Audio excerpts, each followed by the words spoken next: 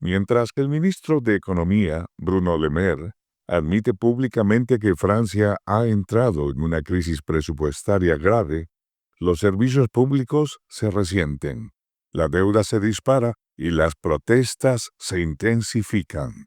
Pero esto no es solo un problema francés, es una señal de algo mucho más grande: el agotamiento del modelo económico y social europeo. ¿Qué ha llevado a una de las principales economías del mundo al borde del colapso fiscal? ¿Y por qué esta advertencia debería preocupar a todo Occidente? En este episodio, desentrañamos las causas estructurales detrás del hundimiento fiscal de Francia, el impacto de años de políticas complacientes y cómo la tormenta que hoy azota a París podría replicarse en Madrid, Roma o incluso Berlín. La respuesta no está solo en Europa, sino en todo Occidente. Y empieza aquí. Bienvenidos a Geolingo Punto de Quiebre, el espacio donde la geopolítica no se maquilla y los sistemas se analizan. Hoy nos adentramos en una verdad que pocos se atreven a pronunciar en voz alta. Vivimos atrapados en un modelo global de deuda perpetua, un sistema que convierte a gobiernos en administradores de intereses y a pueblos enteros en rehenes financieros. ¿Qué pasa cuando alguien empieza a vivir con dinero que no tiene? Ernesto no era irresponsable, tenía trabajo, familia, principios, pero el dinero no alcanzaba. Las cuentas no cerraban y entonces recurrió al crédito. Primero para un imprevisto, luego para cubrir lo básico: el colegio de su hija, los medicamentos de su esposa, las cuentas del mes. Cada nueva deuda se disfrazaba de alivio, pero con cada cuota perdía un poco más de control sobre su vida. Dejó de dormir bien, discutía en casa, vendió cosas, se alejó de su hermano, se distanció de sus hijos, hasta que un día ya no era dueño ni de su tiempo ni de sus decisiones. No lo vio venir, pero la deuda se volvió su cárcel. Esta historia, la de un hombre común atrapado en la deuda, es también la historia de nuestras naciones. ¿Por qué los países más ricos viven endeudados? Como Ernesto, los países occidentales han construido su estabilidad sobre una ficción: gastar más dinero de lo que realmente ingresa, sostener su modelo con déficit fiscal crónico, emisión monetaria sin respaldo y una deuda externa creciente. No es un error, es un sistema. Estados que, por razones políticas o ideológicas, se niegan a recortar el gasto o reformar su estructura, eligen endeudarse, pidiendo prestado hoy lo que deberán devolver mañana con intereses.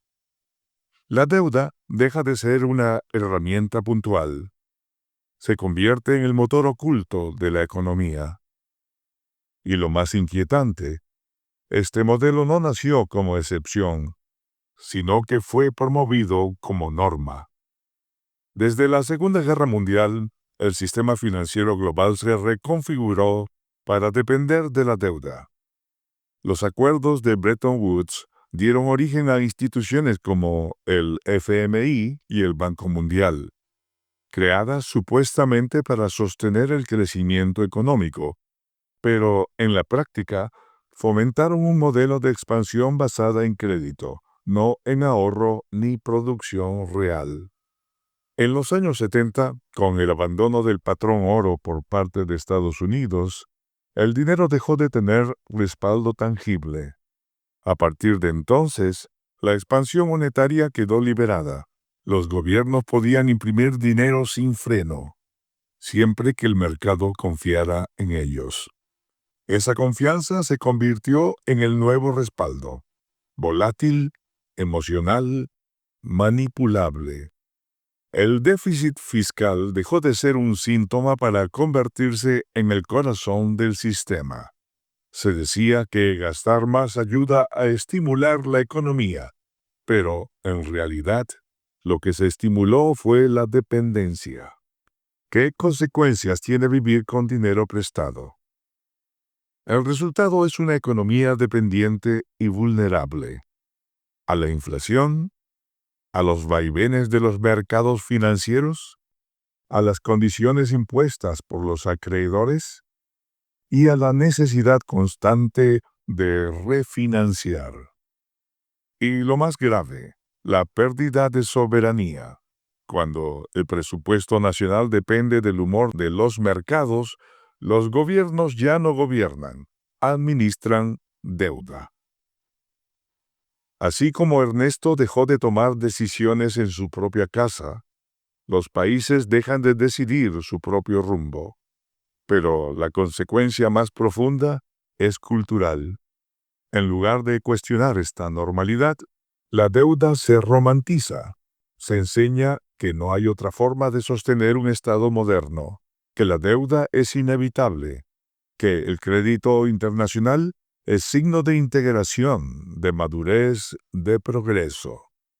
Incluso, la educación financiera personal ha sido moldeada bajo esta lógica. El ciudadano modelo no es quien evita la deuda, sino quien la administra bien. Todo el sistema, desde las familias hasta los gobiernos, fue adiestrado para funcionar con déficit permanente, como si vivir endeudado fuera un signo de civilización, como si gastar más de lo que se tiene no fuera una anomalía, sino una estrategia. Pero cuando todos, personas, empresas, países, viven bajo esta lógica, el sistema deja de ser sostenible y solo se mantiene en pie mientras alguien más esté dispuesto a seguir prestando. Es una ilusión compartida, sostenida por la fe en que nadie será el primero en dejar de pagar. ¿Y quién gana con todo esto? Los ganadores no son los pueblos, son los acreedores, bancos, fondos de inversión, entidades financieras.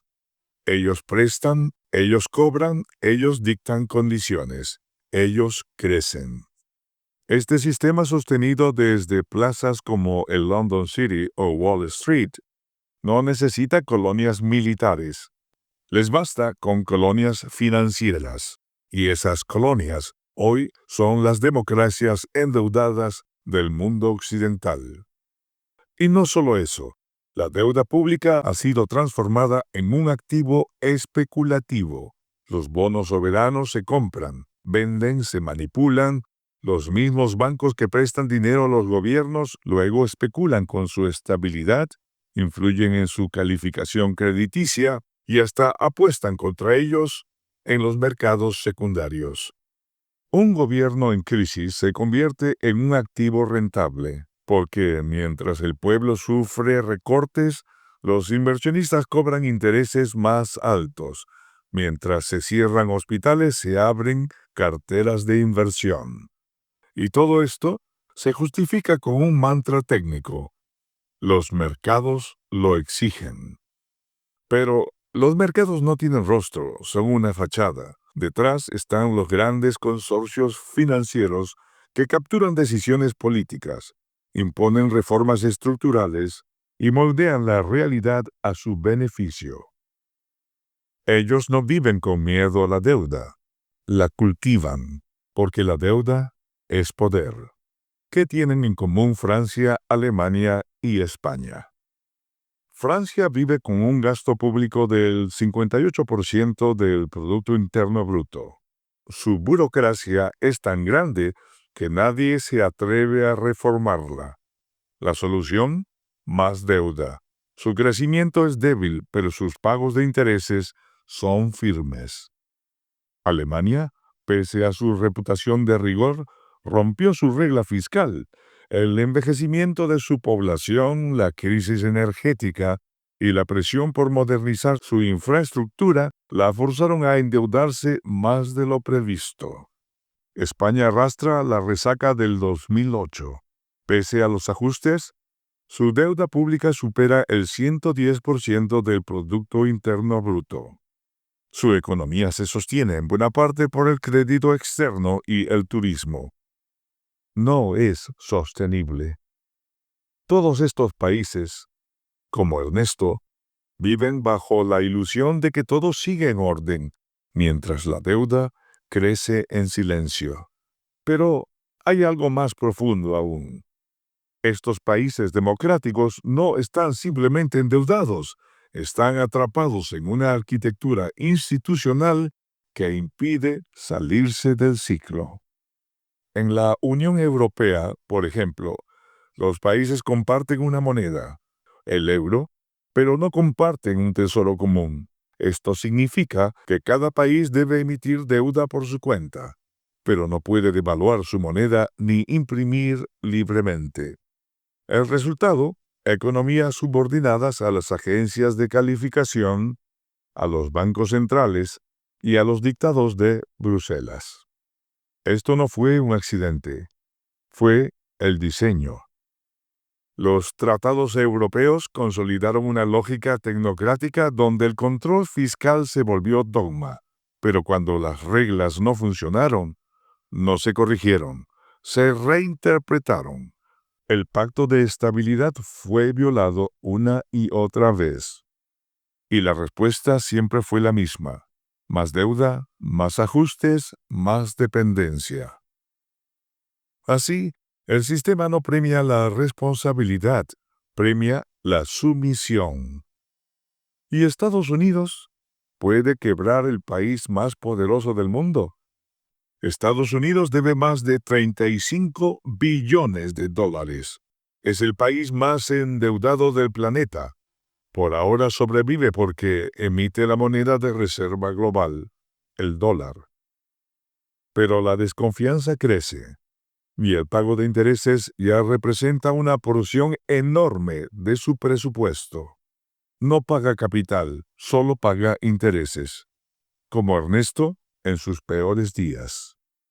Y si el sistema del dólar se tambalea, el sistema financiero global tambalea con él. Pero el dólar no es solo una moneda, es una estructura de poder. Desde 1944, el dólar ha funcionado como el lubricante del comercio mundial, no porque sea intrínsecamente fuerte, sino porque todos están obligados a usarlo. El petróleo se cotiza en dólares. Las materias primas se transan en dólares. La deuda soberana se emite mayoritariamente en dólares. Esto permite a Estados Unidos financiar su déficit emitiendo papel que otros compran sin chistar. Bancos centrales del mundo entero compran deuda norteamericana como reserva. ¿Por qué? Porque no hacerlo pondría en riesgo sus propias economías. Este privilegio exorbitante, como lo llamó de Gaulle, ha convertido a Estados Unidos en el único país capaz de vivir indefinidamente por encima de sus medios, sin consecuencias inmediatas. Pero la factura está llegando. La guerra comercial con China, las sanciones financieras, la politización del sistema SWIFT y los llamados a la desdolarización han empezado a erosionar esa hegemonía. Rusia, China, India y otros países están creando mecanismos alternativos para comerciar sin depender del dólar. Y si el dólar pierde su poder de seducción, la deuda norteamericana perderá su escudo. ¿Los gobiernos socialistas hacen algo diferente? No, y muchas veces empeoran el problema. En nombre de la redistribución, aumentan el gasto sin aumentar la producción. Cuando se les cierran los mercados de crédito, emiten más dinero, y cuando eso no alcanza, recurren a lo impensable: toman el dinero de los propios ciudadanos. Bolivia, por ejemplo, ha empezado a financiar su déficit con el dinero de los jubilados. Es como si Ernesto, al final, rompiera la alcancía de sus hijos para pagar la luz. Este mismo problema, aunque es difícil de creerlo, está sucediendo en China comunista. Los gobiernos locales en China comunista han llegado a tal nivel de endeudamiento que le es imposible pagar sus deudas. Y ahora están tomando prestado dinero de los jubilados para poder pagar sus deudas. ¿Cómo es esto posible? Pero la lógica no es exclusiva ni de Bolivia, ni de China, ni del resto de países occidentales. En Venezuela, el gasto público sin respaldo productivo llevó a una hiperinflación histórica. La emisión descontrolada, el subsidio generalizado y la expropiación sistemática no crearon justicia social, crearon dependencia, fuga de capitales y colapso económico. En Argentina, durante décadas, se ha impuesto una narrativa en la que todo se justifica por la lucha contra la desigualdad. Mientras el Estado crece sin control, los déficits se perpetúan y el valor de la moneda se diluye. El resultado, más pobreza, más informalidad, más deuda. Aunque ésta no sea externa, sino interna, contraída por los propios ciudadanos vía emisión. Esta era la Argentina del pasado. Actualmente, con el presidente Milei, las cosas han cambiado diametralmente. Los cambios que el presidente Milei está realizando en la Argentina han sido dolorosos, pero ya empiezan a mostrar sus primeros frutos. El problema de la deuda no es solo ideológico, es estructural, porque tanto en regímenes socialistas como capitalistas se ha consolidado una idea profundamente tóxica, que es posible sostener derechos sin responsabilidades, gastos sin ingresos, beneficios sin productividad. Y esa ilusión es la que hoy amenaza con hundir a las naciones. ¿Qué pasa cuando hay guerras? La guerra es el gran multiplicador de la deuda. Ningún país moderno puede financiar una guerra sin endeudarse. Por eso, en cada conflicto, Ucrania, Gaza, el Pacífico, vemos estados pidiendo más dinero, emitiendo más bonos, comprometiendo más generaciones. La deuda de guerra es invisible al principio, pero cuando todo termina, viene la factura. Y esa factura no solo se paga en dinero, se paga en salud mental, en migraciones forzadas, en décadas de reconstrucción económica. Pero, sobre todo, se paga con la libertad financiera de los pueblos. Las guerras no son solo tragedias humanas, son oportunidades financieras. Los grandes consorcios armamentistas, Lockheed Martin, Raytheon, Thales, Northrop Grumman, multiplican sus ingresos cada vez que se prolonga un conflicto. Pero no son los únicos que ganan. Las guerras fuerzan a los gobiernos a tomar decisiones extremas, emitir deuda, vender activos estratégicos, ceder soberanía presupuestaria. Y para financiar todo esto, los estados recurren a los mercados financieros, que, encantados, prestan a tasas altas con condiciones. La guerra entonces no es solo un campo de batalla, es un negocio de deuda. Después de la Segunda Guerra Mundial, el Plan Marshall fue vendido como una operación humanitaria, pero en el fondo fue una operación financiera, préstamos y reconstrucción a cambio de apertura económica, subordinación política y fidelidad geoestratégica. Hoy, el mismo esquema se repite, aunque con menos sutileza. Ucrania, por ejemplo, ya no decide su modelo económico. Está siendo rediseñada por bancos occidentales, consultoras privadas y organismos multilaterales que ofrecen reconstrucción a cambio de deuda, privatización y reformas estructurales. Y ese patrón se repite, porque la guerra destruye, pero el endeudamiento reconstruye bajo nuevas reglas. ¿Es posible otro modelo sin causar más sufrimiento? Sí, pero no es fácil. Hoy figuras como Donald Trump en Estados Unidos o Javier Milei en Argentina hablan de romper con el sistema de deuda, de reducir el Estado, de recortar el gasto, de dejar de depender del crédito. Pero el desafío no solo es económico, es ético. ¿Puede cambiar el paradigma? Porque cambiar el paradigma no puede significar causar más dolor a los que ya han sufrido décadas de ajustes, inflación y pobreza. El verdadero reto es transformar el modelo sin destruir a la gente. Un nuevo paradigma no puede ser solo eficiencia, debe ser compasivo. No puede ser solo fuerza, debe ser también justicia. Salir del ciclo de deuda es urgente, pero hacerlo sin sacrificar al pueblo es la prueba definitiva del liderazgo y humanidad. Y sobre todo, es una decisión política. Porque el sistema actual fue diseñado. No surgió por accidente. No es una catástrofe natural. Es un modelo construido por intereses, reforzado por narrativa y legitimado por generaciones de economistas y políticos que hicieron del endeudamiento una forma de gobernar. Desarmarlo requiere algo más que ajustes. Requiere un nuevo contrato social. Uno en el que el equilibrio fiscal no sea excusa para la crueldad, pero tampoco justificación para la mentira. Uno donde los gobiernos respondan por lo que gastan, pero también por lo que financian.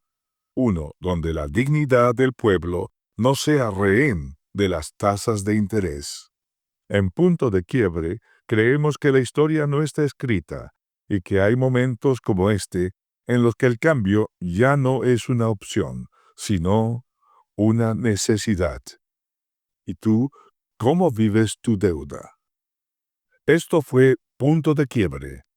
Y no se olviden de suscribirse y de darnos un like. Eso nos ayuda mucho en esta batalla cultural. Nos escuchamos en el próximo episodio.